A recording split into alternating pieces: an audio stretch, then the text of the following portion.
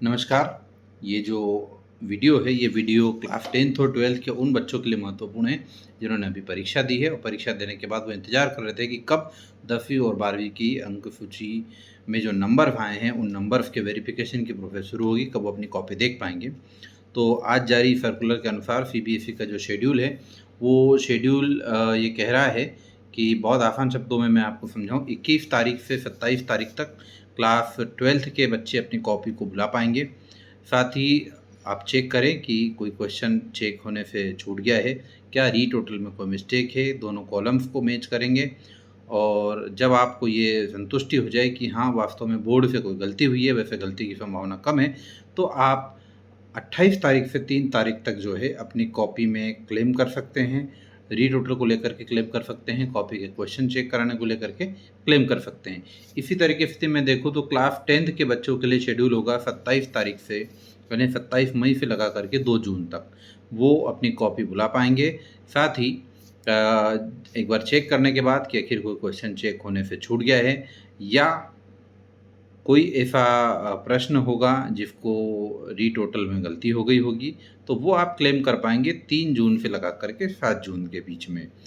इसके लिए अलग-अलग चार्जेज़ है, कॉपी बुलाने के लिए 10th का अलग चार्ज है, 12th का अलग चार्ज है, क्वेश्चन के क्लेम करने के चार्जेज़ भले ही अलग-अलग हैं। और इसी प्रोसीजर को यदि मैं समझना चाहूँ तो बच्चों के लिए महत्वपूर्ण क्या है? जब वो ऑनलाइन पोर्टल पर अप्लाई करेंगे तो 2-3 चीज़ें बहुत ज़्यादा महत्वपूर्ण होती हैं जिसको समझने की आवश्यकता है।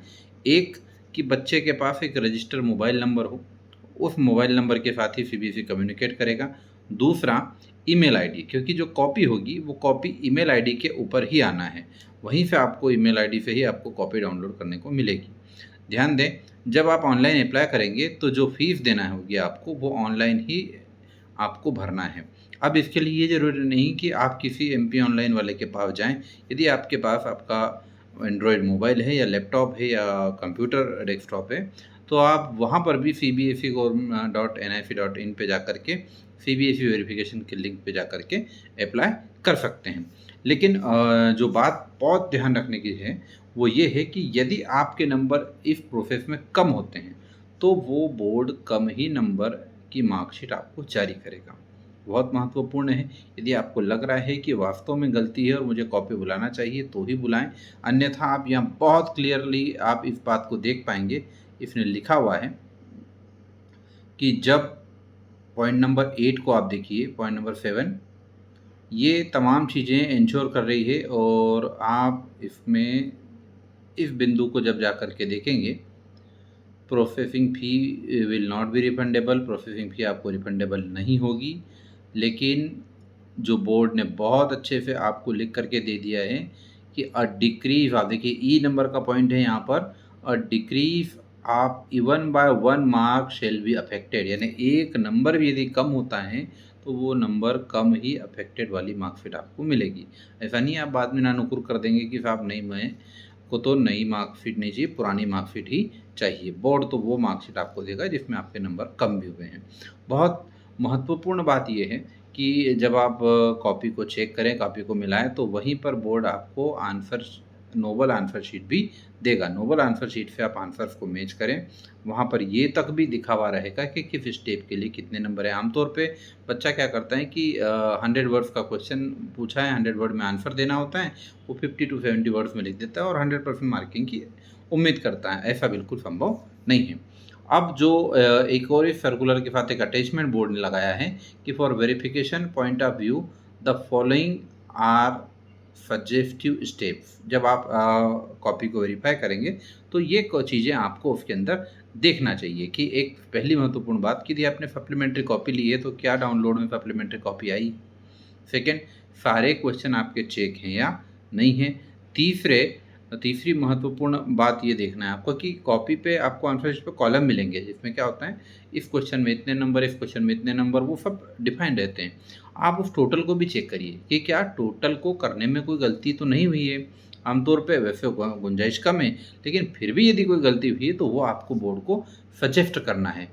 ठीक है, इस तरीके के कुछ पॉइंट्स दिए हैं कॉलम में। राइट हैंड साइड से जोड़ करके देखिए कि भाई आप राइट हैंड साइड से जो टोटल हुआ है वो करेक्ट है या नहीं है। फाइनल टोटल चेक करिए कि फाइनल टोटल ठीक हुआ है नहीं। हर पेज चेक हुआ है कि नहीं ये भी आपको चेक करना है। और यदि इसमें कोई गलती मिलेगी तब आप जा कर के पोर्टल के माध्यम से उसको अप्लाई कर पाएंगे और पोर्टल के माध्यम से अपनी कॉपी को डबल चेक करा पाएंगे। तो बच्चों के लिए महत्वपूर्ण बात है। जिस चीज़ का वो इंतज़ार कर रहे थे, कई बार हमारे मन में ये होता है कि मुझे तो कम नंबर मिले हैं, तो यहाँ पहली बार बोर्ड जो है पहले कॉपी दे रहा है और कॉपी देने के बाद में वो आपसे कहेगा कि भाई अब हमको बताइए कि हमारी कॉपी में कहाँ गलती है। सीबीएसई बहुत संजीदगी के साथ कापियाँ चेक करवाता है, लेकिन फिर भी ह्यूमन एरर्स की संभावना हर समय बनी रहती है। तो बच्चों को अब ये बात ध्यान देना है। 12th के बच्चे ध्यान दें, 21 तारीख से 27 तारीख 6 दिन है। इन 6 दिनों में आप 700 रुपये खर्च करके अपनी कॉपी बुला सकते हैं और उसके बाद 28 मई से लगा करके 3 जून तक आप अपनी कॉपी को क्लेम कर सकते हैं। 10th के बच्चों के लिए भी यही प्रोसीजर होगी, लेकिन वो होगी 27 मई से लगा करके 2 जून तक। आप 500 रुपये दे करके अपनी कॉपी बुला पाएंगे और उसके बाद 500 रुपये में रिवोल्यूशन हो पाएगा। आंसर बुक में हर क्वेश्चन, जितने आप क्वेश्चन क्लेम करेंगे, 100 रुपीज़ पर क्वेश्चन के हिसाब से आप क्लेम कर सकते हैं। बोर्ड इसके लिए आपसे एक अंडरटेकिंग भी लेगा। और जो मैंने पहले कहा कि महत्वपूर्ण क्या है, एक मोबाइल नंबर और दूसरा ईमेल आईडी, दोनों वो आप वो दें जिनके ऊपर बोर्ड आपसे कम्युनिकेट कर पाएँ। विद्यालय पहुँचे, अपने अपने विद्यालय में जाकर के आप आसानी से अपने टीचर से जाके बात कर सकते हैं और इस प्रोसेस को वहाँ पर भी कर सकते हैं।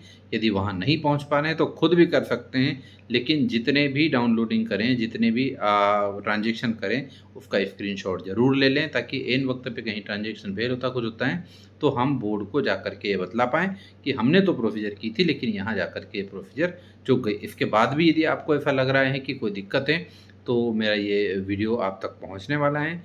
इसमें मेरा मोबाइल नंबर आप नोट कर लीजिए, 9926013134। इस पर आप फ़ोन लगा करके मुझे पूछ सकते हैं या चैट बॉक्स में लिख सकते हैं कि यहाँ पर मुझे दिक्कत आ रही है। मैं आपकी ज़रूरत जहाँ तक हो सकता है मदद करने की कोशिश करूँगा। धन्यवाद।